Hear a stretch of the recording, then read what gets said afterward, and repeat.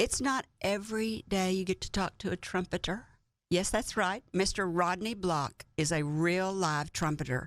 Is in the studio today to talk about his music, his art, his passion, and his life.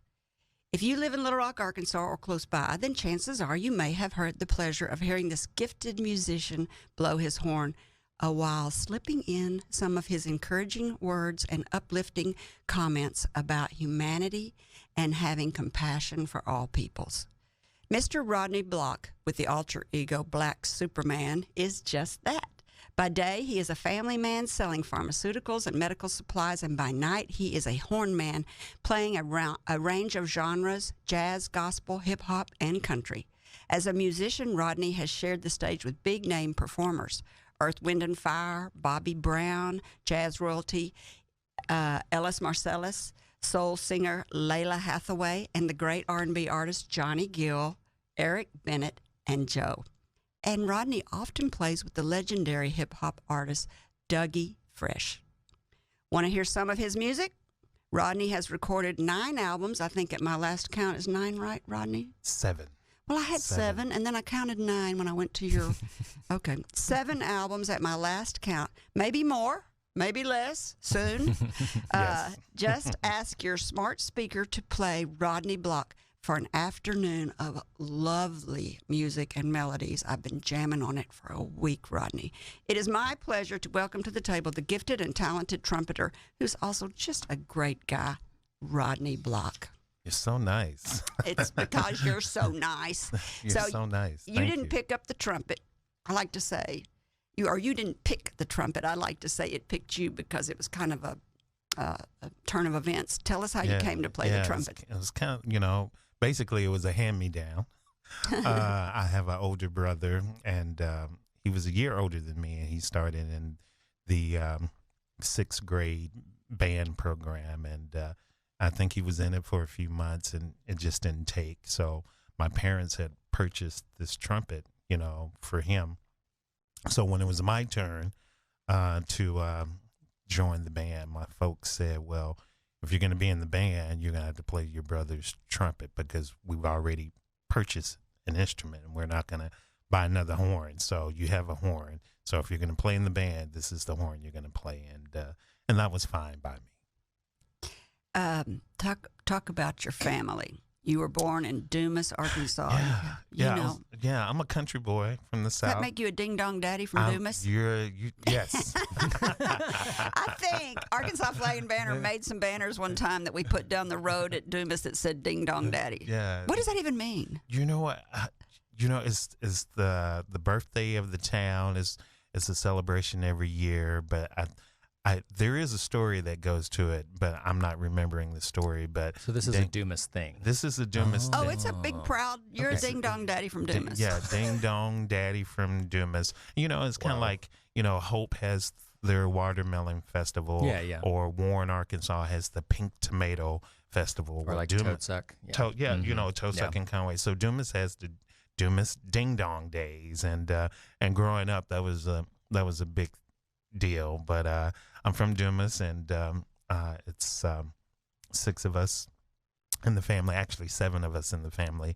My mom and pop, Otis and Ida Block, and those are great country names, I think. Otis and Ida. Otis and Ida Bell. Mm-hmm. And Ida Bell. Oh, that's a good name. It is a good name. Just good people, hard workers, and that's where I grew up, and went through the public school system there, and went down the street to the University of Arkansas in Monticello, and graduated college there. So, but my upbringing, my roots are, definitely South Arkansas, the Delta, and it was a good time. I wouldn't change anything about it. It was great, coming up in a supportive family, and it was kids in the house, and we're all pretty close in age, and we just had a good time, and the love of music started when we were young, going to church every Sunday and singing in the choir.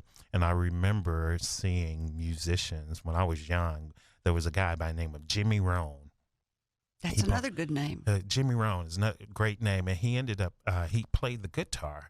And I just thought that was amazing to see him play the guitar, and the pastor's son was on the drums, and just being young and saying to myself, hey, I want to do that. I want to play an instrument. And who's LaWanna Hunt? LaWanna Hunt is LaWanna Hunt Walker was one of the daughters of the pastor, the church I attended, Dr. A.L. Hunt, West Dumas Church of God in Christ.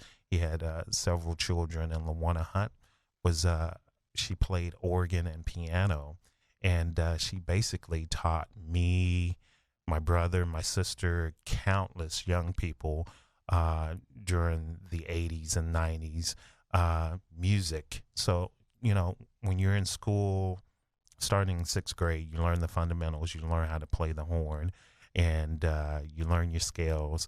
So you have that lesson in school, but LaWanna, she taught us how to use our ear. She taught us rhythms. She taught us inflection, on how to approach the notes. And she was just an inspiration. She exposed us to a lot of music. She would load young people up in her car, and we would drive somewhere and listen to a gospel concert. So there was a lot of experiences that she provided to me, and she plays a huge role in why I play and why I continue to play. And anyone that's from that area during that time, she was a legend. LaWanna Hunt, amazing and gifted organist, and she was a graduate of UAM. She went to UAM on a scholarship, but she didn't even read music at that time. So they taught her theory, they taught her how to read music, but she was just so gifted, and I will always be indebted to her. And she played gospel music. And is that your first love? Gospel music is my first love, because we grew up in a church, kind of religious, so kind of religious. So we didn't listen. We were not supposed to listen to a lot of secular music.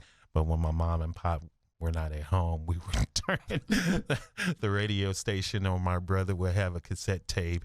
He says, "Hey, put this in," and we would listen to the secular music. What did you like to listen to? You know what? We listened to, outside of gospel, I loved Stevie Wonder at that time. I thought he was great. Because he is. Any of those 70s bands were really great, like Parliament and Earth, Wind and Fire.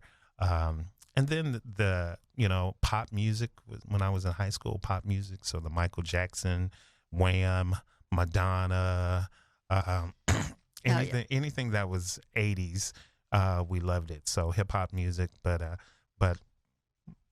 that all came afterward. Gospel music, like the Winans, Commission, the Reverend James Cleveland, Shirley Caesar, who was a great musician who's still living today. Is LaWanna Hunt still living? LaWanna Hunt is not living. She passed away, I think, 2011. So, but definitely her legacy is still there. She has, I guess, a brother, Marquise Hunt, a jazz saxophonist, or cousin, maybe. Where LaWanna's brother is Marquise, excellent musician. Still around? He lives here in Little Rock, and you can probably catch him from time to time. He was usually once a month. He was over at Cannibal and Craft. Saxophonist, excellent. But he was the youngest of, I think, 9 kids, and definitely he learned a lot from his sister. But Marquis, myself, my brother, other young people, we all grew up playing in that church. Your brother Tyrone. My brother Tyrone. You play with him. Yeah, he's awesome. Tyrone is pretty accomplished. If you're, Arkansas music, Arkansas band and choir. My brother's a trombone player, and he's a really good musician. He lives in Dallas. He's I thought he was a school teacher or something. He's a school teacher. He's actually the fine arts director of a small Christian community college in Dallas-Fort Worth. Is trombone the one that you have to carry around on your... No, that's the tuba you have to carry around. Trombone is with the slide. Oh, yeah, the slide. With the slide that makes the funny noises. Like when you're watching the Charlie Brown and they're talking to the teacher and you hear the teacher talk, that's the trombone. But Tyrone, he just joined the Duke Ellington Orchestra, which is a huge accomplishment. He has a doctorate in music. What's the Duke Ellington? Duke Ellington. Yeah, played in the Dreamland Ballroom. I know. But so this is the orchestra that his namesake. That over the years, like you have the Glenn Miller Orchestra, or you have the Tommy Dorsey. Orchestra. It's like a legacy ensemble. It's a legacy ensemble. But well said, son. But these are top-notch musicians. A lot of these musicians that play in these groups are frequently playing at jazz at Lincoln Center with Marcellus. So my brother is in great company. He had to audition. His audition was, and they invited him to a performance. He had to learn the book, and after the performance, okay, you have the spot, you have that chair. And so in addition, how often do they play a year? Well, I know they're going on a tour this summer, so I think the commitment is like once a month, maybe a weekend. They're doing a series of So he concerts. can keep his other job. Yeah, and he do keeps that. his other job. Well, that's prestige. You can add it to. The school can say, and he plays in the Duke Ellington Orchestra. And he's from Dumas, Arkansas. He's another ding dong daddy. He's from Dumas, Arkansas. So he's the real musician. I tell people he's the real musician. And he says that about you. Y'all are just very kind to each other. I love this quote. You say people always tell you have a great gift, and you say, you want me to tell you what you say? What did I say? You say, it really wasn't a gift. I really had to work hard, but I think the gift was that I enjoyed it so much. That's true. I enjoy it. I get excited about it. I remember times specifically that, oh man, I have rehearsal tonight and I really don't want to go to rehearsal. And I go to rehearsal and I start playing and I immediately put in a good place. I feel better. I said, man, this is great. I'm glad I came to rehearsal, Yeah, I was just lamenting this the other, 2 days ago. Absolutely. To her. Yeah. Not wanting to go to rehearsal, getting there, loving it, and leaving, being like, oh, I'm so glad I did that. That's the yin and yang of life. Yeah, it's and my my heart and energy is out. Thank you so much. You're welcome. But I just love it. It's it's just. So talk about going to Henderson State University in the 6th grade in Arkadelphia. It seems very small, 6th grade, but I feel like when I was reading about you, it was a defining moment, and I don't think people realize when those defining moments are going to happen and how they're going to happen. Yeah, I remember it like it was yesterday. I'd never been away from home. I'm going to summer camp. 6th grade. 6th grade. So going to summer. So it's the summer between 6th and 7th grade. Never been away from home. I'm going to band camp, just like the movie One Time at Band Camp. I'm going to band camp. And so during the 80s, Henderson had a pretty large camp. They had the junior high segment and they had the high school segment. I was at the junior high segment, probably over 1,000 kids, maybe 1,500 kids. So you had to audition to see what band assignment you were going to get into. So my first year out, I'm there and I hear all the other musicians. I said, man, they sound great. So I go into the audition room and there's a guy there. It's a black gentleman. I'm sure he was a director. He says, okay, Rodney. He's looking at the paper. Okay, Rodney Block. I say, you're going to play the trumpet today. I said, yes, sir. He says, okay, you look like a trumpet player. And I proceed to play my audition. I bombed it. I sucked. I think I ended up, there were 10 bands. I think I ended up in the 9th band. So I wasn't far from the bottom, but that just stayed with me forever. this guy looks at me and says, "You look like a trumpet player." And ever since then, I just wore that as a badge.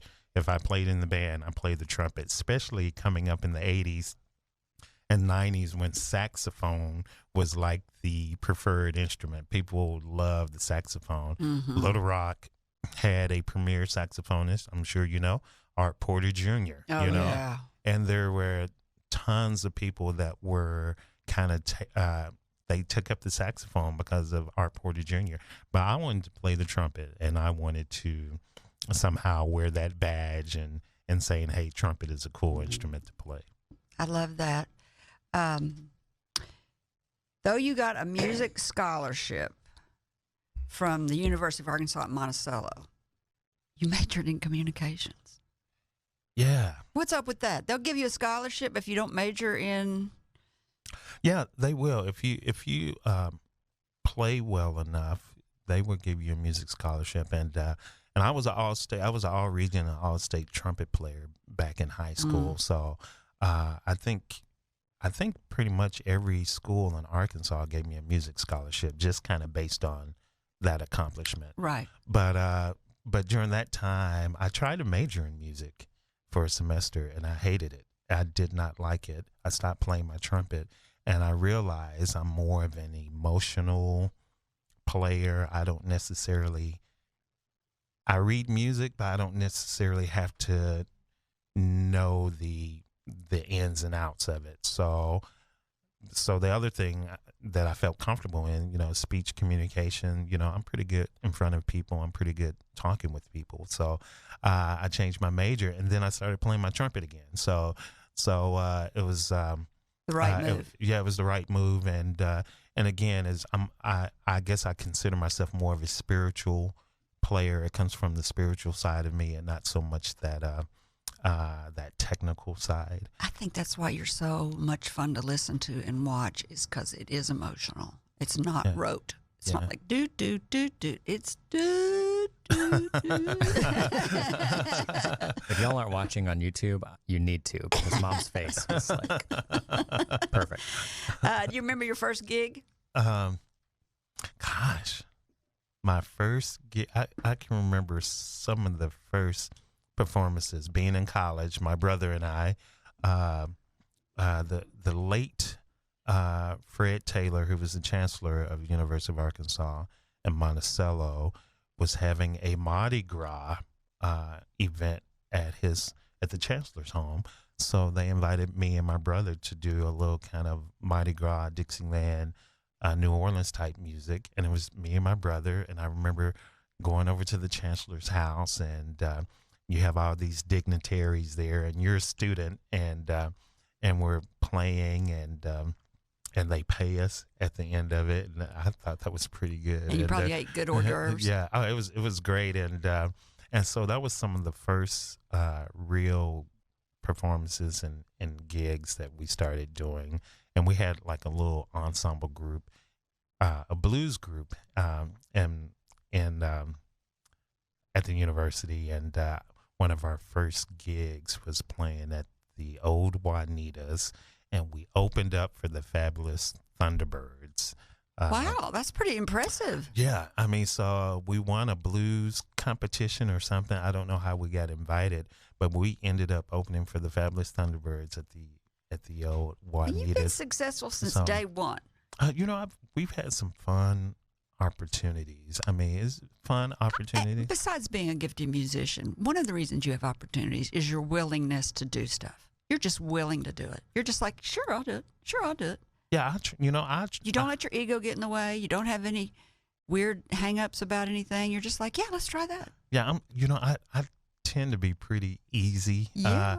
If you come to a show, and this is how I met you guys, but I love being on band breaks or after the show. I love going and meeting people and talking to people and saying thank you for being here, because you can spend your money any way you want, but if you're spending your money to come listen to us, at the very least, I want to say thank you. So I've never been a person that gets hung up on I'm the artist, and Right. and I don't mingle with the people, but But you know, I'm just a regular guy, and when we play out of town, they say, Rodney, send us your rider. What do you need? Do you need special food or anything? I said, no, not really. I said, red wine is always good. Before we go to break, I want to ask you about Sweet Baby. You name your trumpets, and your brother says you stole it from him. I do. I name all my trumpets. I have several trumpets, flugelhorn. I have a pocket trumpet, and I name all my instruments Sweet Baby. Now, my brother Tyrone, he names his trombone Sweet Baby. He says he's the one that started it. I don't know if he was the one that started it, but that's just a name that we started calling our instrument Sweet Baby back in college. And every time we get a new horn, it's called Sweet Baby. Now, the pocket trumpet, I call it Baby Sweet Baby, because it's a pocket trumpet. It looks like a little baby. Sweet Baby trumpet. 1, Sweet Baby 2. Yeah. How many? Sweet Baby. How many do you have? 1, 2, 3, 4, 5 Sweet Babies. There's not a Sweet Baby 1 or 2. It's just all Sweet Baby. What, are they different? Mm-hmm. Huh? Play different sound, different tone. Well, the flugelhorn is different. The pocket trumpet is different, but all the others are trumpets. So let's talk about your music and all the people you've played with. Ellis Marcellus, jazz royalty at Mosaic Templars, right here in Little Rock, Arkansas. And his son, how do you say his son's last name? Dalfeo. Mm-hmm. How did that come to be? You know, it was interesting because they were in town for a concert, and they're doing the concert, and Dalfeo says, well, we're going to do this tune, but normally it calls for a trumpet player, but we don't have a trumpet player here. And immediately the crowd at Mosaic, yes, we do. He's here. Rodney Yes, we Block. can. He's here. And Dalfeo said, you have a trumpet player here? And everyone says, yes. He says, well, are you going to get your trumpet? So my trumpet was in the car because I'm a firm believer. Carpenter never goes anywhere without his tools. So I remember putting it in the car. I said, oh, you never know what may happen. So I get my trumpet, I warm up really quick, and there's this great moment that I'm on stage with Ellis and Dalfeo Marcellus playing a jazz tune, and that was just amazing. These have been my idols. You know, this is when Marcellus's daddy. This is Branford Marcellus's dad and brother, and it was just great. It was a great experience, and I have video of it. I think I posted a snippet on Instagram maybe a couple of months back. Doesn't Bradford play the trumpet? Bradford plays the tenor saxophone or saxophone. He plays all of them. Winton, trumpet player. Winton, that's what I was thinking of. Winton plays trumpet. Bradford, tenor sax. Dalfeo, trombone. Jason plays drums and xylophone. Let me see your lip. Well, you got a little bit of a trumpet player lip. I got a little ring right there. A little bit. A little bit of ring. Not too much. You also played with Dougie Fresh. Man, that was bananas. Okay. That was bananas.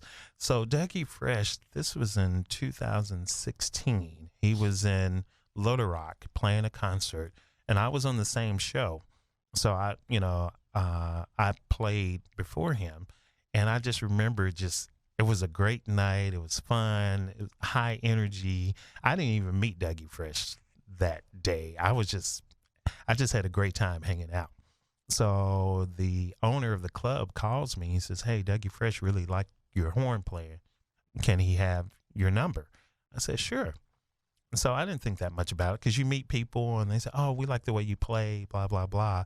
But, I don't put a lot of stock in something coming of it, sometimes, because a lot of times it doesn't work that way. So I said, sure, pass my number along. So fast forward, this was September of 2016. March of 2017, I get this call.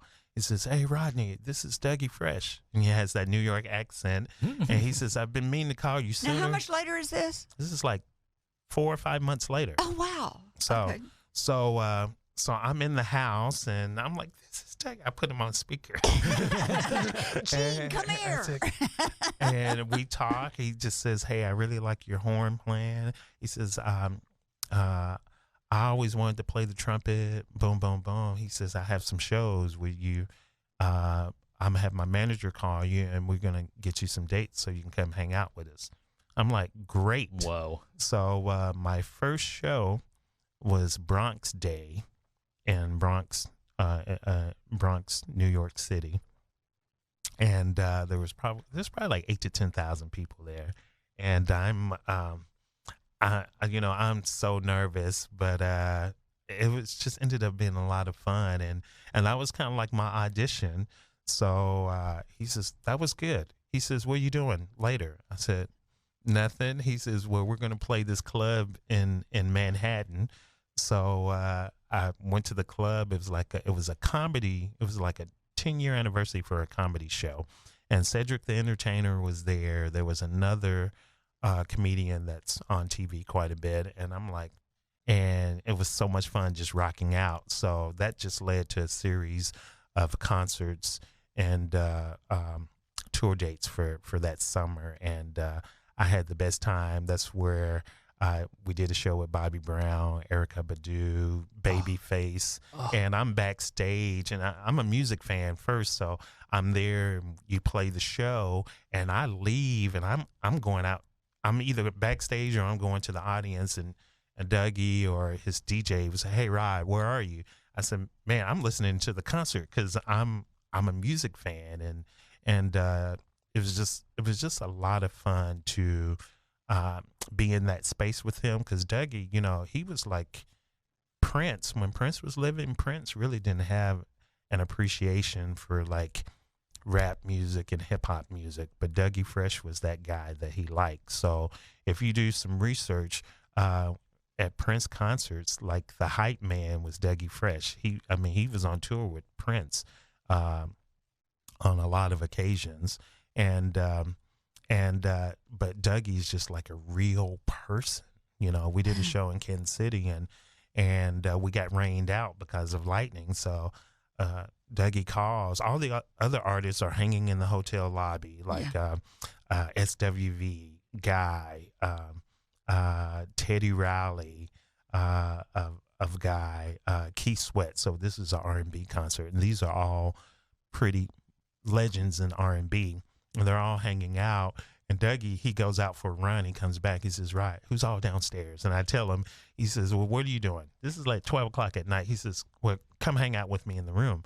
So I just bend his ear for hours. I didn't leave his room probably till 3 o'clock in the morning, just asking questions about the industry and music and likes and dislikes and experiences he's had. And he just a real person and not a prima donna, and just it was just a really good experience. And it's nice to have cool. someone like that you can send a text, hey, I saw you on TV, great job. Or I love that. So I've had just like some really great opportunities over the years. I mean, just some really we opened up for the Temptations, and no way. See, now I know the oldies. Earth, Wind and Fire, Temptations. Otis Williams, the last remaining living member of the Temptations, the late Mary Wilson, before she passed away, she did a concert in Little Rock, and I opened that show, and such the sweetest lady. And do you have to practice a lot to get to do these, or are you the kind of music? I don't know anything about playing music. Do you just walk in and go, I know how to play this because I've heard it enough, or do you have to be sent the music in advance and you have to learn it all so that when you get there? Well, if I'm doing my own music, I know it. But if I'm doing something for like Dougie, yes, I listen to his music, and it's interesting because and then play it because he didn't send me a set list per se. He did not. No, so I just went and listened to like everything he's done. Oh my gosh! And made myself familiar with it. But the other part of that is a live show. It could be anything. My first show in the Bronx, 8,000 to 10,000 people. Dougie says, "Hey, Rodney, do you know any Latin music for our Latin brothers and sisters?" And it's only because I play all types of music. I said, yeah, I know this tune called Mascanada. So that's what I played first out with him because we were doing Bronx Days. So the DJ hit the beat. I started playing Mascanada, and that was my initiation. And oh, wow, no pressure. And what about all the guys around you? Did they play with you too? Did they know it, or did they just have to jump in? Well, you know, for the hip hop show, so the setup is you have the MC, Dougie Fresh, Slick Rick was on the show too, and Dougie has two DJs. You have Barry B and Chill Will. They know their set, you know, and he has another MC, Lil Vicious. They all do their set. They do their music. So basically, I'm jumping in, and I should, you know, hopefully I've just done my homework. And so you're just kind of playing on top of the music that they're already playing. Mm-hmm. Yeah, in that setting.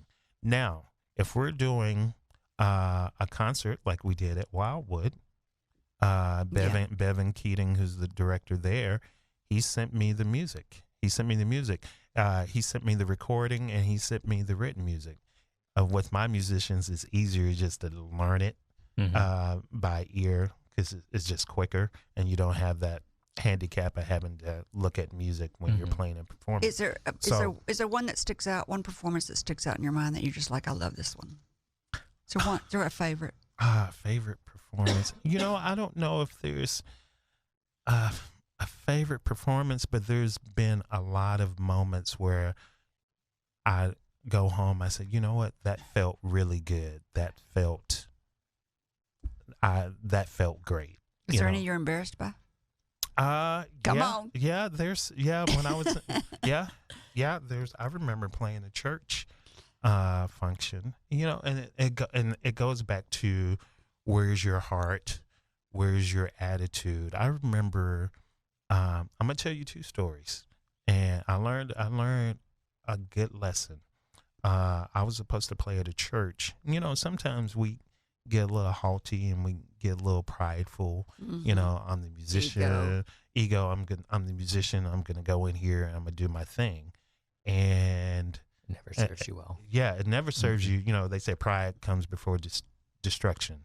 Well, I flopped. I flopped in my own, because church and gospel music, that's my roots. That's where I'm from. And I flopped. I didn't play well at all. When you don't play well, you can't give the people what they need. You know, I mean, it was horrible. Why was it so horrible? Well, my attitude wasn't in the right place. Oh. My attitude was not in the right place. So your sound wasn't right. So my sound wasn't right. And, you know, after that, I said, Lord, hey, forgive me. Being able to play music is an opportunity. It's a gift in that matter that you're able to do this and share and give something positive to people. When you make it about yourself, that's not cool at all. That's everything, isn't it? That's not cool. And I would tell you, there's another story that's similar to that. And again, it's a lesson that I learned when we moved to Albuquerque, because I was so used to playing in churches and playing out. There was a huge church in Albuquerque. It's probably the largest African American church in Albuquerque, and I met some people there. And I said, "Yeah, I'm a musician in town. I'm so used to playing in church. I'm gonna come to your church, and I'm gonna bring my horn and probably set in and you know, play alongside the organist and the drummer." And the previous week, I was invited to a small church. And I went to the small church, and they knew I was a musician, and they said, will you play? And I said no, because the musicians were not, in my mind, were not up to par. They were not stellar musicians. They didn't really play that well, so I didn't want to play there. That was the previous week. That'll bite you in the ass. So the second week, I go to the big church, expecting to play. I'm going to play, find musicians. Well, you know, the good Lord fixed it. The people were not friendly. I said, the good Lord fixed it where I wasn't going to play. And while I was sitting in that pew, in that service, the good Lord whispered in my ear. He says, remember when you were at the small church last week? You wouldn't play, but you're here, and I'm making it where you can't play. you know what I did? The very next week, I went back to that small church, and it was painful. The musicians were still the musicians, but I learned my lesson. It's your attitude. It's your attitude. It's your heart. And if your heart and your attitude is not in the right place, you're not going to be successful. I love that. You know, and I think, and I will attribute that my success is a lot to do, not so much talent, because there's a lot of great musicians, but hopefully my heart and my attitude is in a place where I love to play music. I love it. I love it. And I think that's one reason why we get the opportunities. The Rodney Block Collective is the name of your current band, right? Yeah. And you've kind of been talking about them tonight, but talk about the 4 people in it, or the 3 people in it, and then your soul sister, Bijou. Yeah. So on keyboard, we have Dre Franklin. On bass guitar, Joe Crutcher. Joe Crutcher has just taken a little sabbatical from the band right now, but we have a young man who's very, very good. His name is Deshaun Lampkin. And the drummer, he's from Chicago, Jonathan Burks on drums.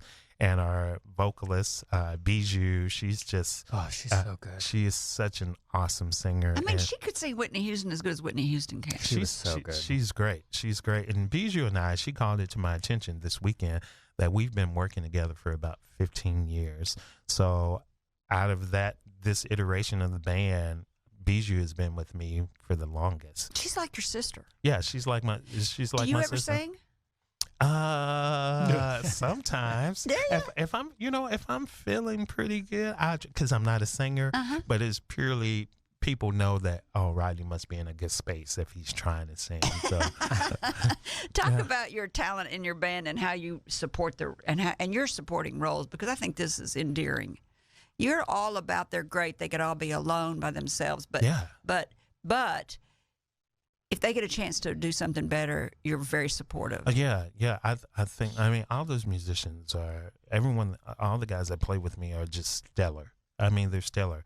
They could be on tour with someone right now, and they do those things. They, Andre, who plays keys, he was part of the backing band for a top 10, top 5 gospel artist that was here back New Year's, James Fortune. Deshaun was playing with Tweet, who's an R&B artist, another up and coming. I loved her album. Tweet. Yeah, she's great. She's great. Never heard of her. I'm getting older. She's a great musician. Well, our bass player was in Dallas playing for her just a few weeks ago. The drummer, Jonathan, Guitar Center used to do a drum competition years back, and our Jonathan was made the finals twice. Wow. So he's competing against drummers from the entire nation. So you have to win the Little Rock market and then go on. And then go on to the next phase and win that phase and win that phase before. And they only pick the top 5. Because the Guitar Center is a national company. Yes. So all these guys are just great. Phenomenal. And if they get an opportunity to, go to a bigger stage, and you're proud of them. You're happy for them. Yeah, that's what you do. Miles Davis, I'm not Miles, but Miles Davis, you just think of all the musicians that cycle through his ensembles. John Coltrane, Herbie Hancock. Wow, John Schofield. All these great musicians cycle through Miles's band. Great. Cannonball Adderley, the late Cannonball Adderley, John Coltrane probably being one of the biggest stars that cycle through Miles's band. Well, Herbie Hancock, my gosh. Yeah, Herbie Hancock still living. He's a legend. Yeah. But all these guys cycle through. So these guys are amazing. It speaks to that all great leaders are teachers. Well, they have the talent, and you got to support it. And you got to support it, and. I want to tell everybody that you're listening to Up in Your Business with me, Kerry McCoy, and that I'm speaking today with the music lover and talented trumpeter, Mr. Rodney Block from Dumas, Arkansas. This is we're about to get to the end of the show, so I want to talk about the business of music. You play in other countries, don't you?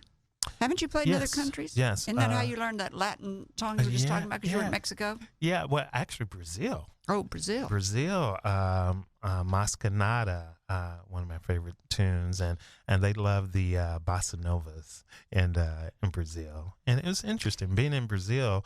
You know, I don't speak Portuguese, but that music was the great communicator. Music is a universal language. I mean, it was great communicator. So, been to Brazil, been to the Caribbean, and been to Europe. How do those kind of gigs materialize? You know, they kind of materialize. People know you, or one was a wedding gig, you know, and I was working with some musicians out of Memphis, but I had been working with them, you know, over the years.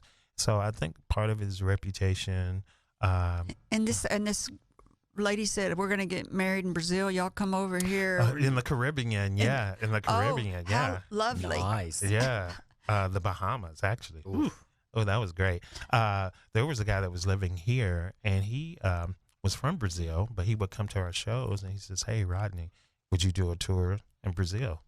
Sure. So we were there 2 weeks, and it was life-changing. Was it? It was life-changing. And it's interesting because when you go to other countries, they love American music, you know, whether that's jazz. I mean, they were treating us like we were a Miles Davis quintet. We would open up the equivalent to the Arkansas Democrat. Every day there was a picture or an article about our band in the paper. If we were going to be playing somewhere, they would have it in the paper. We would go places, be packed out, or if we did an event at one location, there would be a contingency of patrons that would be they would be at every show. Oh, wow. You know, and this, we were in Recife, which is a coastal city. I think it has about 4 million people. So it's a pretty large city. So you would see the same people at the different shows. So you had to travel to get to those places. So it was. You had a fan base. Yeah, we did. I mean, it was So crazy. you said it was life changing. What did you learn? How was it life changing? You know, it was life changing to me. Is even though you have these natural barriers, you have the barrier of location, you have the barrier of language, but music is really that great. It's a perfect language. It's that great connector. And I learned that, you know, in Brazil, we did a church gig. It was at a church. And that was probably one of the most spiritual things I ever experienced in my entire life, because we kept playing. And when we would try to stop playing, it's like the Spirit took over and we would start again. And people would sing and clap. And then you would try, it would settle down, and then it would start again. Oh, fun. So it was life-changing in that moment. It's just like, wow, this is a real thing. How do you calm down after these great concerts? Is your adrenaline just pumping so hard? My brain goes, you know, after a show or after a performance and you're in a good space, especially the ones where I feel like I think I played pretty well this night. Is your brain is moving and you're kind of replaying it in your head, and it's more about the experience. That's the main thing, is how do you feel when you leave? And that's the main thing. And that's what we want people to have a great experience. If you attend a Rodney Block show, whether it's Jazz in the Park, whether it's at Wildwood, whether it's your wedding, whether it's a club gig, when you leave, we want, how did you feel? You know, man, I felt good. Man, we had a fun time. That's what you remember, you know? You play birthday parties, anniversaries with some greats, travel around. Is there anything that you prefer? Is there any genre that you prefer to play at, or do you care? Or you know, right now, I think I like playing everything. If I had a preference, I really do like playing jazz music and in a club?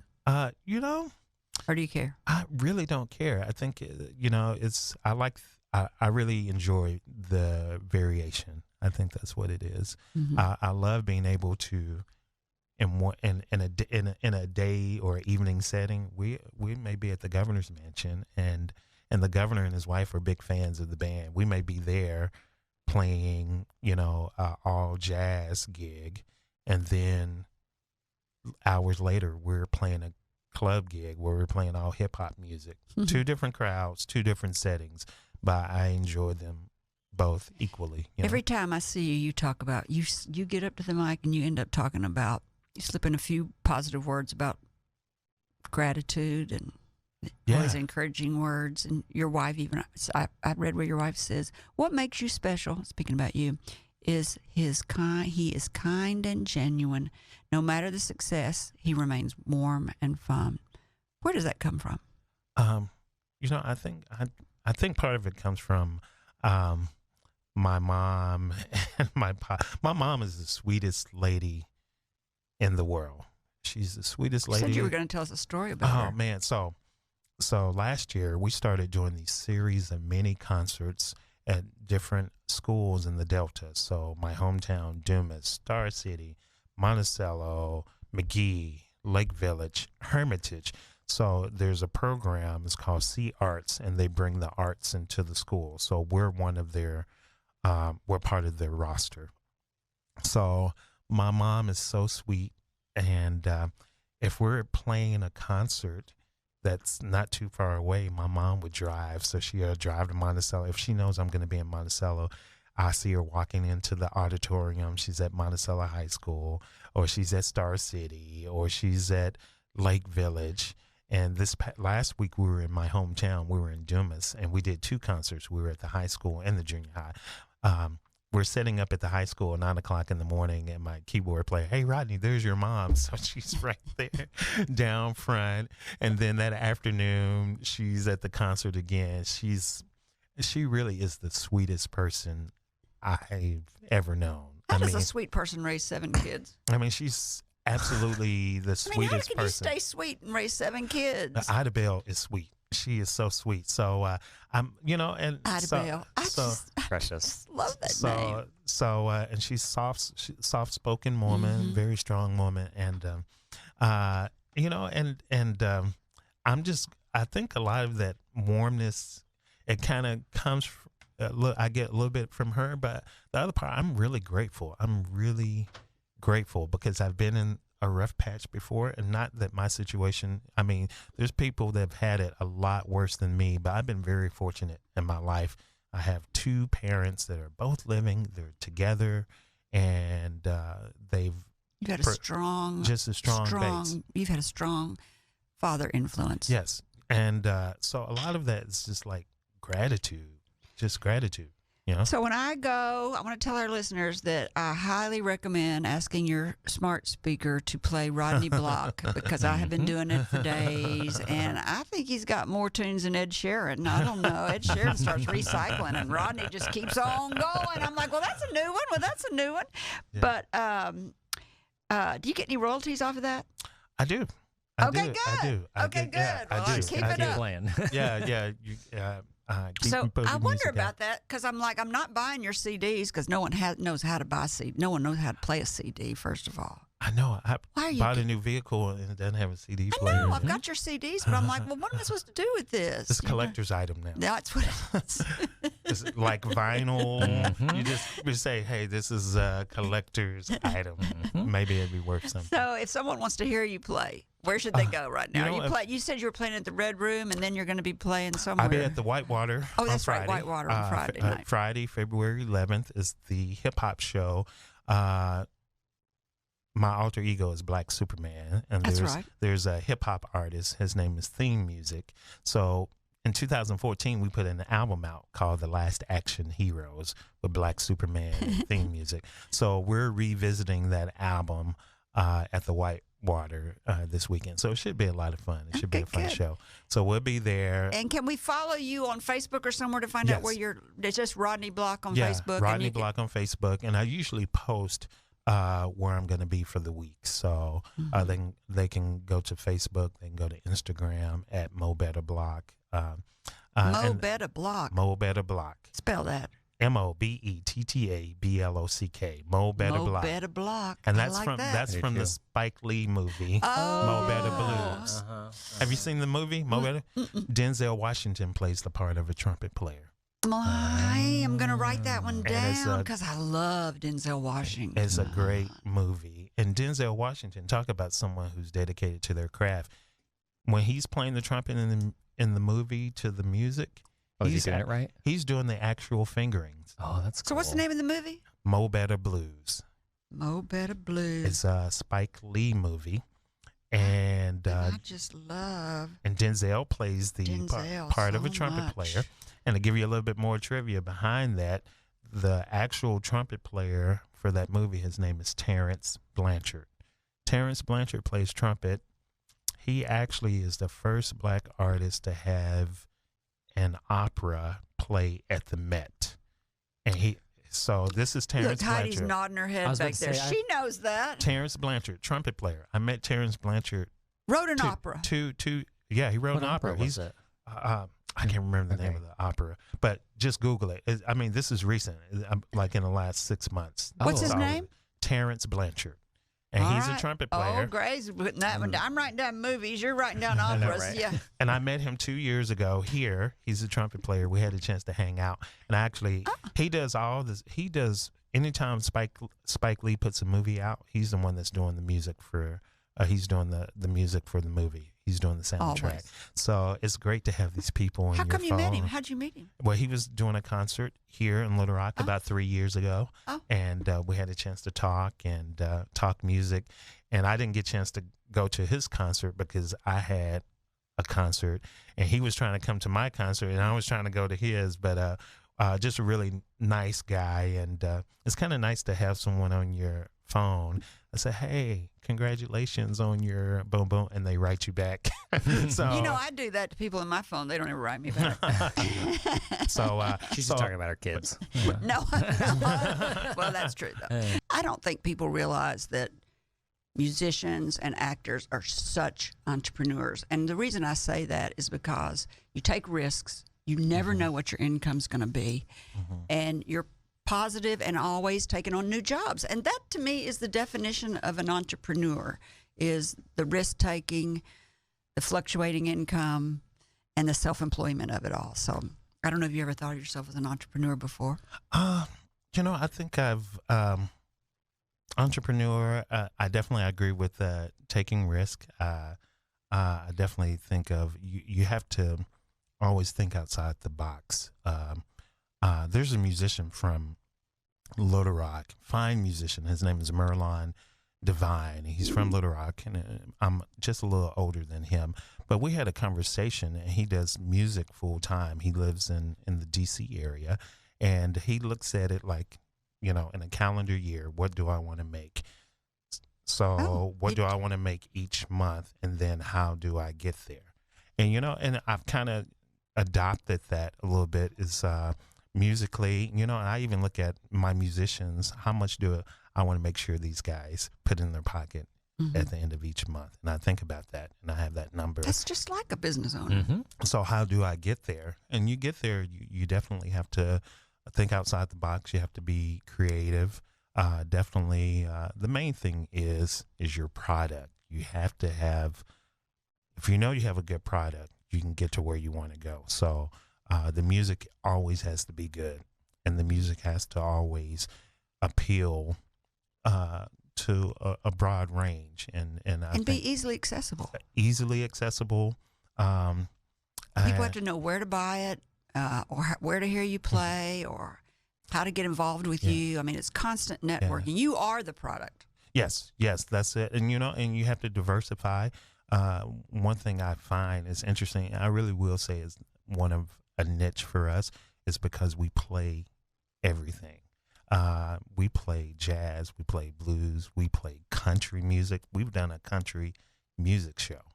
We play rock and roll, we play hip hop, we do concert band music, we can do classical music. When did you play a country music show? And what did you play? We did some Rascal Flatts. We did some Reba McEntire, who was just here over the weekend. I think it was called Down on the Farm, but it was a festival in the River Market a couple of years ago. I think it was called Down on the Farm. With horns. Country music with horns. Yeah, it was my ensemble. I was on trumpet. I love that. And I think that's the thing. People don't think you can do I think it. you got to have a fiddle. Exactly, and it's not necessarily so, because music is definitely style, is inflection, but you put your, I'm still being me, and but I'm still being able to communicate the feeling and the vibe. Did you like playing that music? I bet it's kind of challenging. I love country music. You just love music. I love music. I love music. Sometimes I listen to Gustav Holst. Gustav Holst wrote The Planets, or I'm listening to Percy Granger, who is a composer from Australia. I just love music. When I was coming up in 6th grade and 7th grade, going to band camp all those years, I enjoyed playing in the concert band and playing that music. So music is music. Mm-hmm. It really is. Afrobeat, which is really hot right now. We've been doing more Afrobeat music, Latin music. I love Latin music. I love Latin music. I listen to Pitbull station all the time. So it's good music is just good music. And I saw Barry Manilow in concert one time, and I was like, Barry Manilow, I don't know, I'll go. Well, it just turned out to be a great show. Mm-hmm. I didn't know he'd done so much. Mm-hmm. But he was complaining about there not being a melody in music anymore. It's interesting because right now what I'm hearing is you hear a lot of recycled, the popular stuff. Mm-hmm. It's recycled. Mm-hmm. You hear a snippet of a beat or sampling from a tune from 40 years ago, and they, combined it with, a new beat, and the kids love it. They go crazy. And is that copyright problems? Does that create copyright problems? Didn't somebody get in trouble for some of Marvin Gaye's songs? That was, yeah, you're right. Mm-hmm. What was his name? That was a while ago, though, wasn't it? That was a while ago. Yeah. But, there's been instances of those, but you don't get in trouble if you get it cleared or you get permission. Mm-hmm. Usually some people say this was inspired by, mm-hmm. but it sounds, when you put them side by side, it sounds like it's... There's only so many keys on a piano. How are you going to keep coming up with new stuff? But that's the great thing about it. You can. Seems like every combination should have been done by now. It's infinite, right? Well, I don't know. Your hands can only reach so far. You've only got 2. I think you think past that. Yeah. You have to think past that. And technology, instrumentation, people's experience. You're still not hearing, let me come back. There's things you hear that sometimes you really can't play on an instrument. I mean, your ear, there's so many frequencies, there's so many notes that are out there. If you put them all together, it sounds like white noise or pink noise. But it's your imagination. It's your ability to hear and combine, and then you're creating something that's, something that's new, or it may be a variation that no one has ever done before. Okay. So, but you're right. You got 12. What did you say? You got 12 notes. I mean, how can you? There's only so many combinations. Yeah, but I guess not. I think you. Well, how do you put those combinations together? That has to be an infinite amount, because your imagination and your brain is much more than the 12 notes. And that's how. You have these timeless pieces from musicians from all over the place. I was just referencing Jimi Hendrix, just yesterday. Yeah. And Jimi Hendrix, when he came on the scene, this guy was playing, people have been playing guitar forever, but no one was playing guitar like him. No one was Well, that's because they didn't use their teeth. Yes, or set it on fire, or put it behind their back. This is innovation we're talking about. There you but go. But it's it's like, how do you get this sound? Well, he got that sound from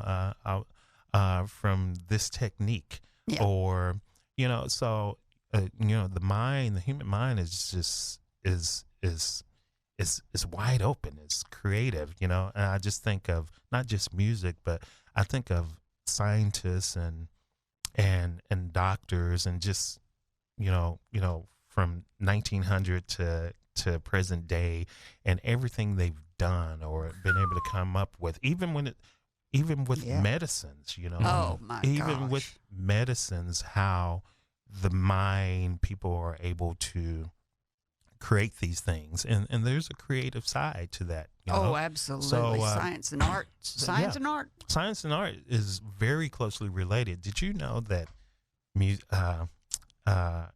architects, engineers, doctors pick up music so much quicker than like the average person? I did not know. And I don't know if it's this thing about the analytical side. It's math. Music is math. Is the subdivision of notes in a time space.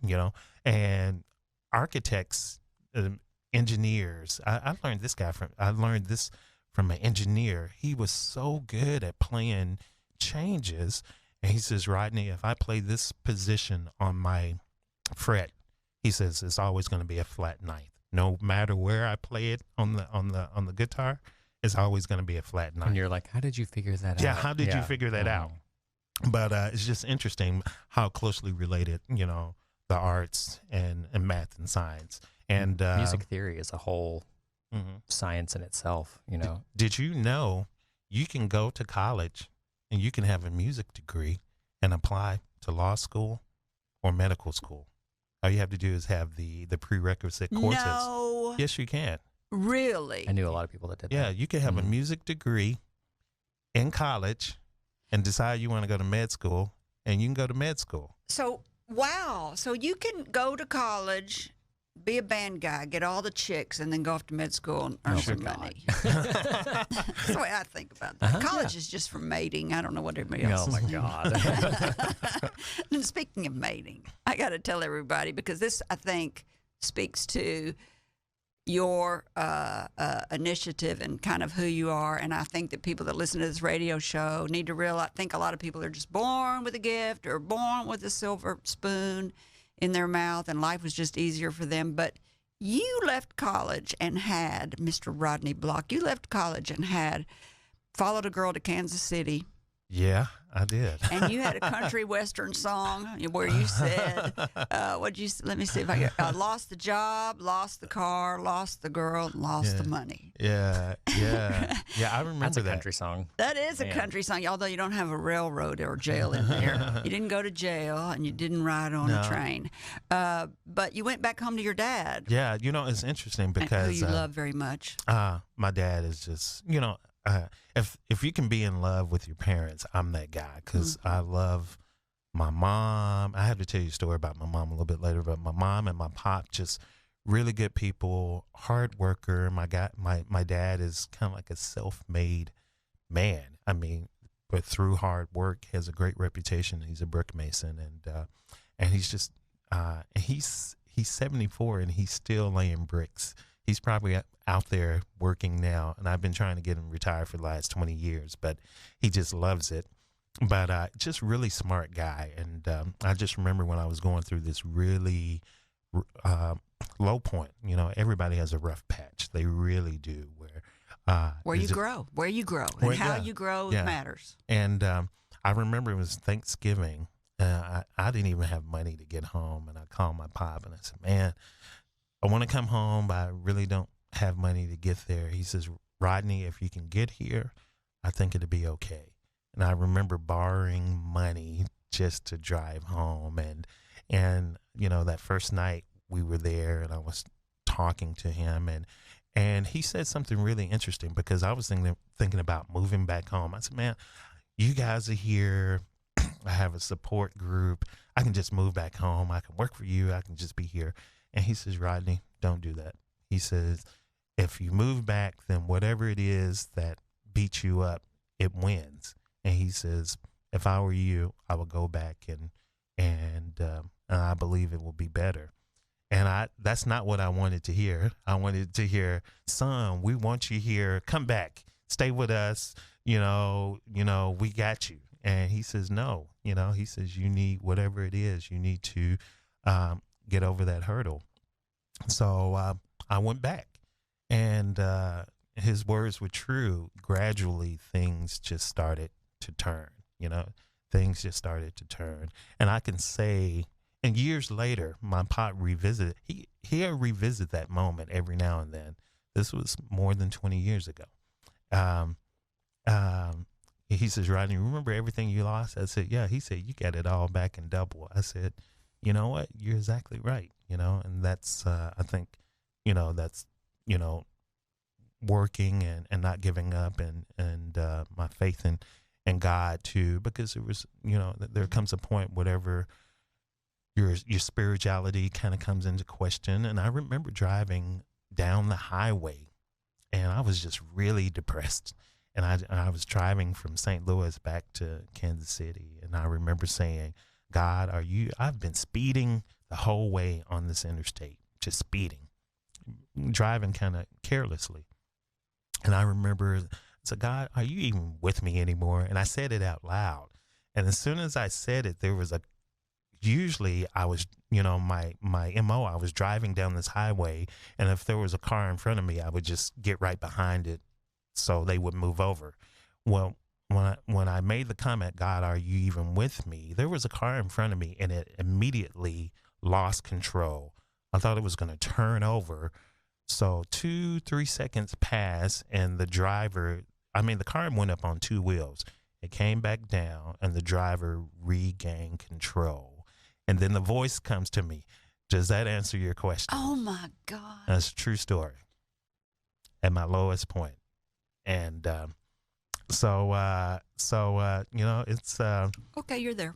Yeah. I said, okay. Yeah, exactly. I said, okay, you're there. And Miles Davis helped you get through that. This is all in that same year. It's all in that same year because it was a gradual progression. You know, rough patch, sometimes you don't get out of it immediately. Sometimes it takes time. Mm-hmm. So I had a friend. Her name was Amanda Martinez, good friend of mine. For my birthday, she brought me the CD as Miles Davis ballads. So I knew a couple of tunes on the album. It was a compilation album, but I didn't know all the tunes. And I would listen for 6 months. I listened to that album every night before I'd go to sleep. And my favorite tune, I actually have recorded it before, is called It Never Entered My Mind.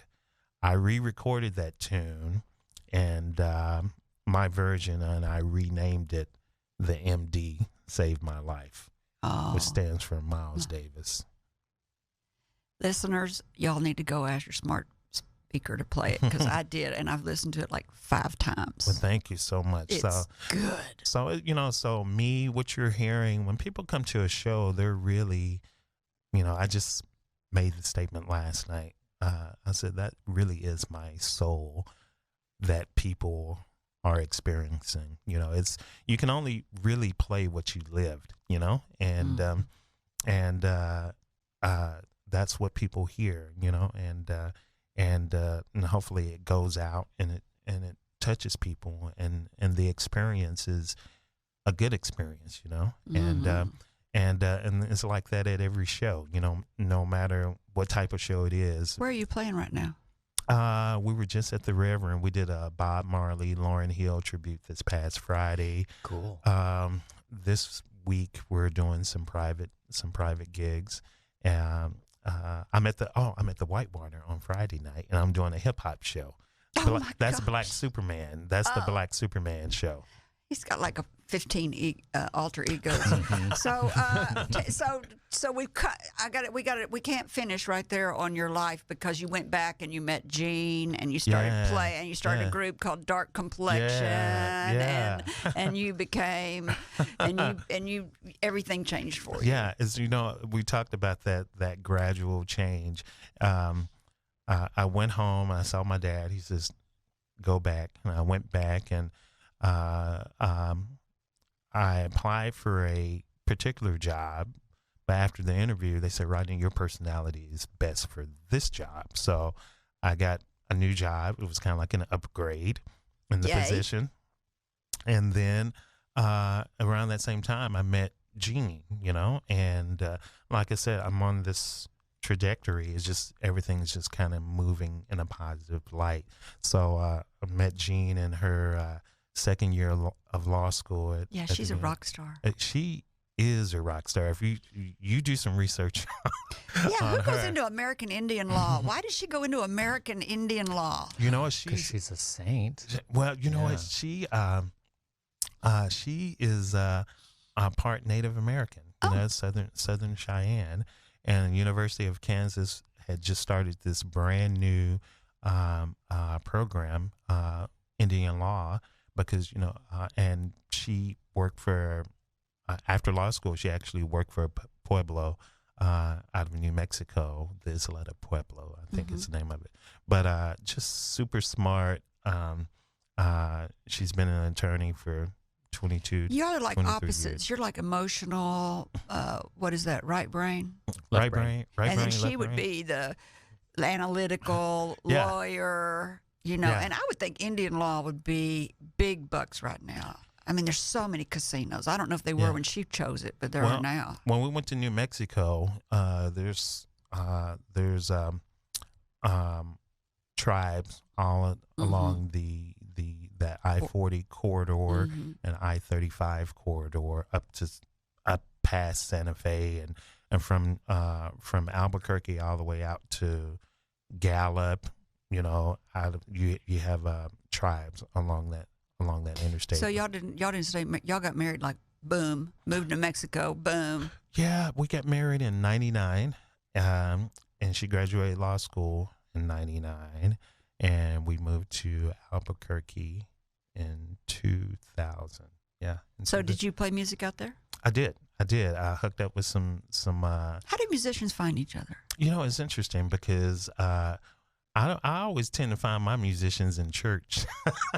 Really? Yeah, a lot of the good musicians are church musicians. Well, I mean, Consistent work. yeah, it's consistent work. It says a lot about them because if they're at church every Sunday for their Sunday gig, you kind of can. they're not drinking too much. They're dependable. You can figure that they're dependable and they can learn music. And I met some musicians through church and I started playing in Albuquerque. And So you were raised Pentecostal. When you went out there, what kind of a church you did know you what? join? Actually, it was kind of a non-denominational, but I would say the basis or their foundation was more Baptist. You still a pharmaceutical rep? I'm still in the business. I have my connections, but this music thing is kind of Taken over? taken over, is becoming the focus. So yes, so I am, and I probably spend just as much time doing music as the you day do gig. 100. Let's see. I read it. You do in 2019. You had 130 gigs. That's 3 a week. Yeah. And then how many days a week do you work? 4 or 5 days? Yeah, usually starting on a Thursday through Saturday. Sometimes there's. But when you do the pharmaceutical, how much? Well, Is that 8 to 5 Monday through Friday? That's 8 to 5. So people always think, oh, they're so lucky. They don't realize how hard successful people work. It's a lot of work and it's tiring, but it's you definitely want to keep a balance. You have to keep a balance for sure, or you get burned out. Rodney Block, I loved visiting with you. Hey, this is great. This is You're thank you encouraged. guys for everything that you do You're welcome. here in the city. I tell you what, it's probably at least once every 6 months, or if not, someone is always referencing Dreamland. Dreamland Ballroom. I wish you Ballroom. weren't playing Sunday night. I mean Saturday night, because I you know. could come to the Dreamland I know. Ballroom. I know. Our Dancing into Dreamland is Saturday night, our one fundraiser a I year. know. And that's usually a fall. Usually in the fall, yeah. But we're doing it this weekend in February. Yeah. So it's been a decade. Yeah. We've been doing it a decade. Wow. I cannot believe it. So we're That's starting our next decade of Dancing into Dreamland, because dancing was an integral part of those Exactly. ballrooms back Exactly. then during the wars Yes. and Yes. Yeah. people danced back Yeah. then. Big band music with Yeah. dancers. Yeah. They People, don't do it like that anymore. I would say like at least, once or twice every 6 months, someone references that documentary. And I got to tell everybody, you were in that I'm documentary. in the documentary. You That's are history. the trumpet player in that documentary, Yeah. which is called, let me see, I wrote it down. I can't ever remember the name of my own documentary. Little Rock's West Ninth Nice. Street. Dreamland. Yeah. Little Rock's West Ninth Street. And they should make that required viewing in the school I system. hear that all the time. They really should. But yeah, I remember the day that they filmed that. We didn't have, Dreamland didn't have any air conditioning in it. I know. You were. We were.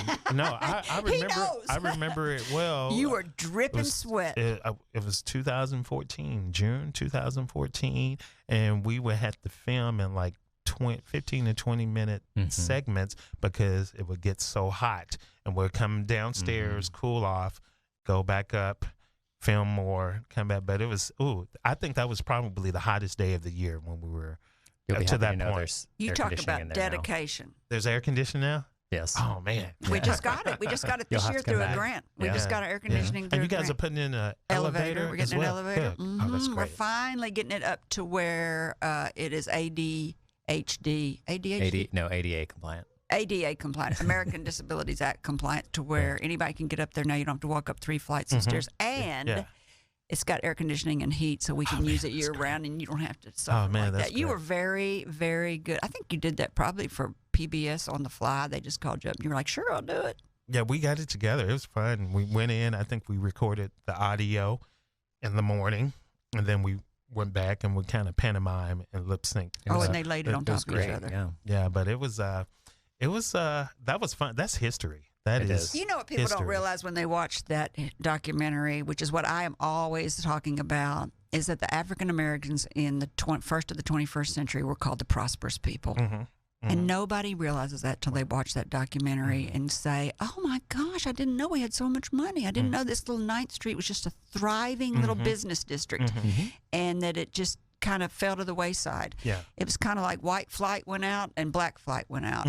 Everything just kind of left. Well, But the separation. the desegregation, that's a Wow. whole nother A subject. whole nother Let's story. not even get into that. But that was great. But It was fun. but that documentary is very profound, and God, rest soul, Mr. Brown, and some of those people that were in that documentary that we've lost over the last few years. I'm so glad that we were able to get their history and their perspective. Is he gone? Yeah, Mr. Brown. Yeah, he passed away last We year. lost Leon Majors. He's in the documentary Yeah, too. He died yeah. like a month before the documentary came yes, out. yes. He was a great old Oh guy. man. Hey, listen, this is your gift for coming on the radio. Oh, thank An Arkansas flag and a U.S. flag for you to put down there in Dumas, Arkansas on your daddy's desk. He'll probably like that very yeah. much. Well, thank you so much. Oh, you're welcome. I loved it.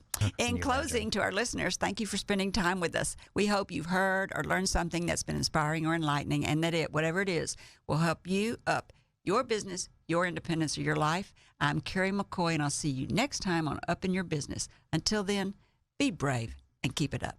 If you liked this video, subscribe to our YouTube channel by clicking on the picture of Kerry's face in the center of the screen. For more of Kerry's interviews, click either video on the right of the screen. And as always, thank you for watching.